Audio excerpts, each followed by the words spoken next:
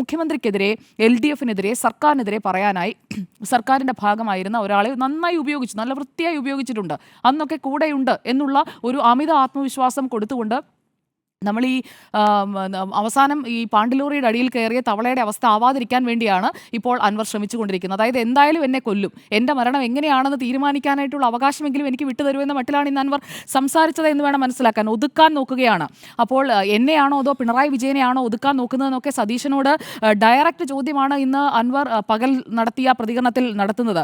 എത്ര തവണ PK കുഞ്ഞാലിക്കുട്ടി വിഷയത്തിൽ ഇടപെട്ടു. ഈ പ്രശ്നം എങ്ങനെയെങ്കിലും ഒന്ന് പരിഹരിക്കാൻ എങ്ങനെയെങ്കിലും ഒന്ന് പരിഹരിക്കാൻ ലീഗ് ശ്രമിക്കുമ്പോൾ ആ ശ്രമം പോലും കണ്ടില്ലെന്ന് നടിക്കുകയാണ്. ഇന്ന് 15 മിനിറ്റോളം BD സതീശനും PK കുഞ്ഞാലിക്കുട്ടിയും തമ്മിൽ സംസാരിച്ചതിന് ശേഷം PK കുഞ്ഞാലിക്കുട്ടി അപ്പോഴും പോസിറ്റീവായി ഇതെങ്ങനെയെങ്കിലും ഒക്കെ ഒന്ന് തീർക്കണം എന്നുള്ളൊരു ശ്രമമാണ് നടത്തിക്കൊണ്ടിരിക്കുന്നത്. അപ്പോൾ മുസ്ലിം ലീഗിൻ്റെ ആ ഒരു ശ്രമത്തെ പോലും കണ്ടില്ല എന്ന് നടിക്കുന്ന ഒരു UDF ചെയർമാൻ, അത് UDFൻ്റെ ചരിത്രത്തിൽ ആദ്യമായിട്ടാകണം. കാരണം നേരത്തെ ഉണ്ടായിരുന്നവരൊന്നും അങ്ങനെയല്ല പെരുമാറിയിട്ടുള്ളത്. പ്രശ്നങ്ങൾ ഉണ്ടാകുമ്പോൾ അത് പരിഹരിക്കാനാണ് ശ്രമിക്കുന്നത്, അല്ലാതെ കൂടുതൽ വഷളാക്കാനായിട്ടല്ല.